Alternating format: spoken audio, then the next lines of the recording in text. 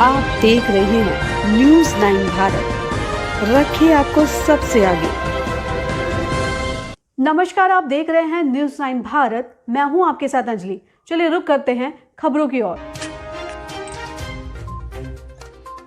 Breaking news Lucknow Uttar Pradesh से। उत्तर प्रदेश राज्य विद्युत उत्पादन निगम द्वारा लंबे समय से प्रदेश की विद्युत इकाइयों को सस्ता कोयला उपलब्ध कराने के लिए भारत सरकार के कोयला एवं विद्युत मंत्रालय से प्रयास किया जा रहा था, जिस पर सफलता मिल गई है। अब परीक्षा तापीय परियोजना के लिए सस्ता कोयला मिलेगा। सस्ते कोयले के कारण परीक्षा से उत्पादित विद्युत की उत्पादन लागत कम होगी, जिससे 920 मेगावाट की परीक्षा इकाइयों के उत्पादित विद्युत की लागत में लगभग 400 करोड़ रुपए की प्रतिवर्ष कमी आएगी। यह जानकारी देते हुए उत्तर प्रदेश पावर कारपोरेशन एवं उत्पादन निगम के अध्यक्ष एम देवराज ने बताया कि माननीय मुख्यमंत्री एवं माननीय ऊर्जा मंत्री की मंशा के अनुरूप निगम विद्युत उत्पादन लागत को कम करने के लिए लागत प्रयासरत है। उन्होंने बताया कि परीक्षा तापीय परियोजना उत्पादन निगम की बुंदेलखंड में स्थापित परियोजना है।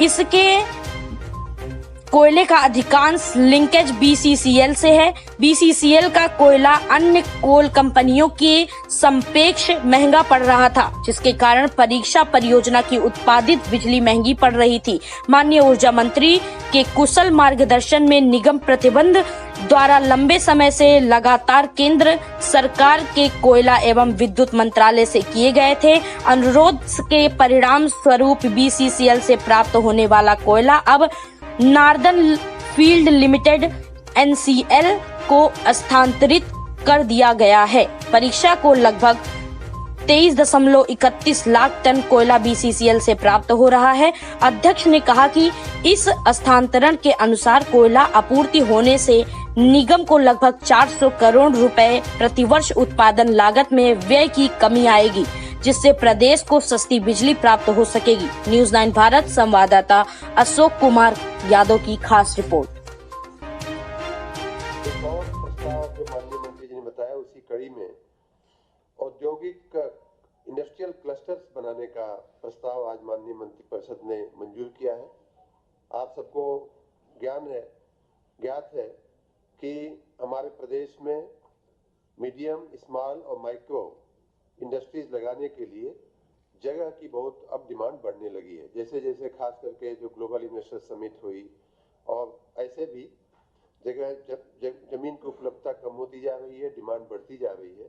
उसके मद्देनजर मंत्रिपरिषद ने निर्णय लिया है कि राज्य में कई जगह ऐसी कताई मिलें थी जो टेक्सटाइल्स मिल्स कहीं कही जाती थी, कहीं स्पिनिंग मिल कही जाती थी।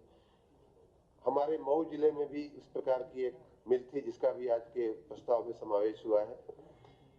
उसके लिए मैं माननीय मुख्यमंत्री जी को बहुत बहुत धन्यवाद भी देता हूं अपने पूरे मऊ जिले की ओर से।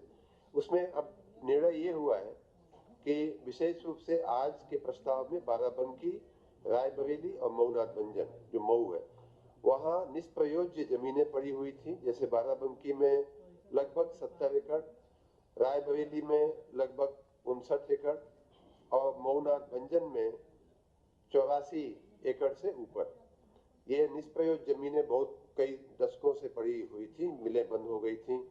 उनकी जमीनों को उपयोग करके औद्योगिक उपयोग में लेने का आज माननीय मंत्रिपरिषद ने निर्णय लिया है।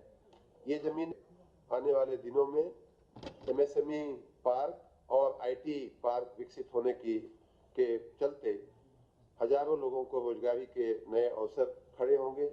जिन लघु उद्योगों को, माइक्रो उद्योगों को जमीन की कमी पड़ती थी या हम नहीं दे पाते थे, उनके लिए ज्यादा जमीनें मिलने की संभावनाएं विकसित होंगी और एक बहुत ही अच्छा निर्णय भविष्य के लिए माननीय मंत्रिपरिषद ने दिया है। मैं माननीय मुख्यमंत्री जी का अपने मऊ जिले की ओर से विशेष धन्यवाद करता हूं, क्योंकि कुछ महीने पहले जब वो गए थे तो हमने खुले मन से निवेदन किया था, उन्होंने इसको स्वीकृत किया है। उसके लिए मैं जिले की जनता की ओर से उनको धन्यवाद करता हूं। बाकी भी अन्य जिलों का प्रस्ताव भी बहुत यहाँ आप आए हैं तो इस जिले की दो बातें मैं जरूर आपके संज्ञान में लाना चाहूंगा। एक तो ये कि 1960-70 के दशक में ये मऊ जो है कभी टेक्सटाइल का, बुनाई का एक बहुत ही वाइब्रेंट, बहुत ही बड़ा केंद्र हुआ करता है। समयांतर में मुझे याद है 1959 में स्वदेशी गार्डन मिल की स्थापना हुई थी और उसी के आसपास एक दूसरी जो मिल थी जिसके इर्द गिर्द ही हम लोग बैठे हुए हैं इस समय, परदाहा में उसमें भी कटाई का परदाहा मिल थी। परदाहा मिल के पास लगभग 84-85 एकड़ जमीन आज अनुपयोगी पड़ी हुई है। उसी प्रकार से स्वदेशी गार्डन मिल के पास भी लगभग 7-8 हेक्टेयर जमीन 25-30 एकड़ जमीन पड़ी हुई है।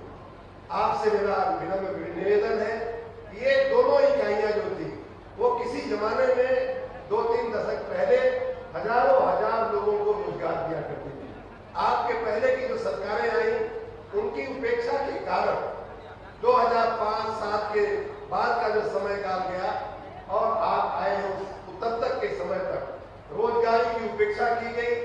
इन मिलों को ऐसा उसका इनके साथ जो व्यवस्था की गई कि आज ये दोनों मिलें बंद हैं। मैंने आपसे पहले भी आग्रह किया था और उसके चलते आपने बजट में उन दोनों के व्यवस्थापन के लिए नया औद्योगिक केंद्र संकुल बनाने के लिए आपने कृपा करके 100 करोड़ रुपए की व्यवस्था आपने कर दिया है। अब उस व्यवस्था को और मैंने यहाँ आने के पहले अपने सहयोगी सहगल जी जो पूर्व में मंत्री थे, पूर्व में सचिव थे, उनसे बात भी किया तो उन्होंने कहा कि कैबिनेट में प्रस्ताव जाने ही वाला है, आपको कुछ पैसा उसके लिए देना है। तो मेरी करबद्ध प्रार्थना है इस क्षेत्र की जनता की ओर से कि आप इस इकाई को किसी भी प्रकार से एक औद्योगिक केंद्र बनाने का, औद्योगिक संकुल बनाने का जो प्रयास विभाग ने शुरू किया है उसको आप अपनी संस्कृति दें, उस पर आप अपना आशीर्वाद देंगे तो हमारे क्षेत्र पे बहुत बड़ी कृपा होगी। अभी के लिए फिलहाल इतना ही काफी। बने रहिए हमारे साथ। छोटी से बड़ी खबर जानने के लिए न्यूज़ 9 भारत पर अब चाहूंगी इजाजत। नमस्कार।